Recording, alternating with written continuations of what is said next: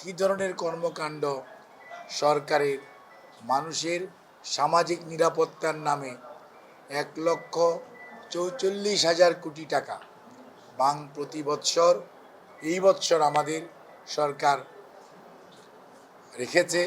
দীর্ঘদিন যাবৎ যে অভ্যাসটি বাংলাদেশে গড়ে ওঠে নাই, বিগত পলায়নকৃত স্বৈরাচারের সময় যেহেতু নির্বাচন করতে হয় নাই, রাতে ভোট করা গেছে, প্রার্থী না থাকলেও ভোটার না গেলেও ভোট হয়ে গেছে, অথবা প্রার্থী নাই আমিডেমিন নির্বাচন হয়েছে। কাজেই দায়বদ্ধতা ছিল খালি কতিপয় কর্মকর্তা, আইন শৃঙ্খলা রক্ষাকারী বাহিনীর প্রতি, জনগণের প্রতি তাদের কোনো দায়বদ্ধতা ছিল না, যার জন্যই জনপ্রতিনিধিরাও জানতে পারতো না, তথাকথিত জনপ্রতিনিধিরা, কী ধরনের কর্মকাণ্ড সরকারের মানুষের সামাজিক নিরাপত্তার নামে 1,44,000 কোটি টাকা প্রতি বৎসর এই বৎসর আমাদের সরকার রেখেছে এই বাজেটে 1 জুলাই থেকে, যেটা হয়তো বিগত সময়ে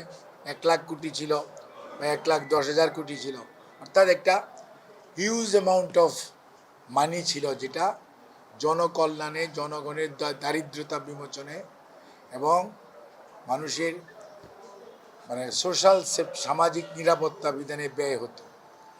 এই ব্যাপারে জনপ্রতিনিধিদেরকে অনেক সময় যথাযথভাবে, অনেক সময় ওনারা অবহিত হতেও না, হওয়ার কোনো সুযোগও ছিল না।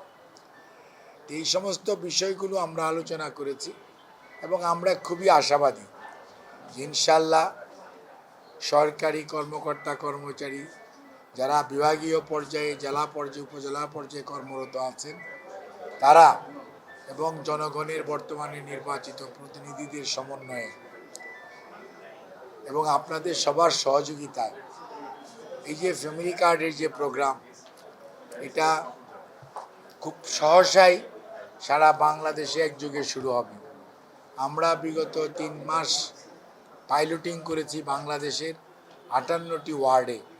আমাদের বিভিন্ন অভিজ্ঞতা হয়েছে, এর স্ট্রেংথ অ্যান্ড উইকনেস, এর দুর্বলতাগুলো আমরা চিহ্নিত করতে পেরেছি। এটা যাতে হতদরিদ্র, দরিদ্র এবং নিম্নবিত্ত মানুষের কাছে পৌঁছানো যায়, সেই লক্ষ্যে কেউ যাতে বাদ না যায়।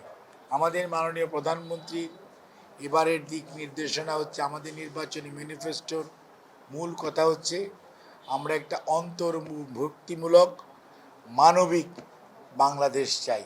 অর্থাৎ এখানে ধর্মীয় কারণে কেউ বাদ পড়বে না, রাজনৈতিক বিশ্বাসের কারণে কেউ বাদ পড়বে না, শুধুমাত্র যাদের সুবিধা পাওয়ার উপযুক্ত তারা সুবিধা পাবেন, এটা তাদের অধিকার। মাননীয় প্রধানমন্ত্রী জনাব তারেক রহমান এইটা নির্বাচনী অঙ্গীকারে ছিল, বর্তমান সরকার এই অঙ্গীকার বাস্তবায়নে দৃঢ় প্রতিজ্ঞ। সেই লক্ষ্যেই বর্তমান সরকার কাজ করছে।